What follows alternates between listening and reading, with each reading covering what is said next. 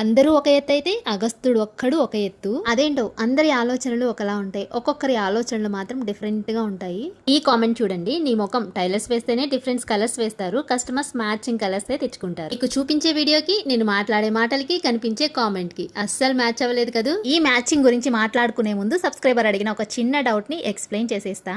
Arm whole down ఎంతైతే తీసుకుంటున్నామో shoulder length అంతే తీసుకోవాలి అంటున్నారు కదా. ఇవి రెండు ఈక్వల్ గా ఏ సైజ్ బ్లౌజెస్ కి తీసుకోవాలి, ఏ సైజ్ బ్లౌజెస్ కి తీసుకోకూడదో కొంచెం క్లియర్ గా ఎక్స్ప్లెయిన్ చేయండి సిస్టర్ అని ఒక సిస్టర్ కామెంట్ చేశారు. మీకు అర్థమయ్యేలాగా చెప్తాను, క్లియర్ గా క్లారిటీగా గమనించండి. ఏ సైజ్ బ్లౌజ్ అయినా అది బ్లౌజ్ లో నుంచి మెజర్మెంట్స్ మార్క్ చేసుకునేటప్పుడు చంక డౌన్ ఎంత అయితే వస్తుందో అదే లెంత్ ని షోల్డర్ కోసం కూడా మార్కింగ్ చేసుకోండి. ఆ తర్వాత చంక రౌండ్ షేప్ ని డ్రా చేసుకోవాలి. ఇప్పుడు ఆది బ్లౌజ్ తీసుకొని లోపల వైపుకు తిప్పుకొని వీడియోలో చూపిస్తున్నట్లుగా చంక లూజు చెస్ట్ లూజ్ కి మ్యాచ్ అయ్యిందో లేదో వీడియోలో చూపిస్తున్నట్లుగా కొలుచుకోవాలి. ఇక్కడ నాకు 1/2 ఇంచ్ తక్కువ వచ్చింది. ఒకవేళ చంక లూజు చెస్ట్ లూజ్ కి మ్యాచ్ అయితే ఆర్మ్ హోల్ డౌన్ ఎంతైతే తీసుకున్నామో షోల్డర్ లెంత్ కూడా అంతే తీసుకుంటే కరెక్ట్ గా సరిపోతుంది. ఒకవేళ ఇలా చెస్ట్ లూజ్ కి చంక లూజ్ అనేది ఎక్కువ తక్కువ అయ్యింది అనుకోండి, ఇక్కడ షోల్డర్ లెంత్ ని ఒక 1/2 ఇంచ్ గానీ ఆర్మ్ హోల్ డౌన్ ని ఒక 1/2 ఇంచ్ గానీ పెంచుకొని రౌండ్ షేప్ డ్రా చేసుకొని మళ్ళీ ఆది బ్లౌజ్ తీసుకొని చంక లూజ్ కి చెస్ట్ లూజ్ కి మ్యాచ్ అయిందో లేదో చెక్ చేసుకోవాలి. ఇంతకీ ఈ మ్యాచింగ్ గురించి మీకు అర్థమైందా? అర్థమైతే ఇంతకు ముందు మ్యాచ్ అవని మ్యాటర్ గురించి మాట్లాడుకున్నాం కదా, ఆ మ్యాటర్ లోకి అయితే వెళ్దాం. మరి లైనింగ్ మ్యాచ్ అవ్వలేదేంటక్క అని ఒక సిస్టర్ కామెంట్ చేస్తే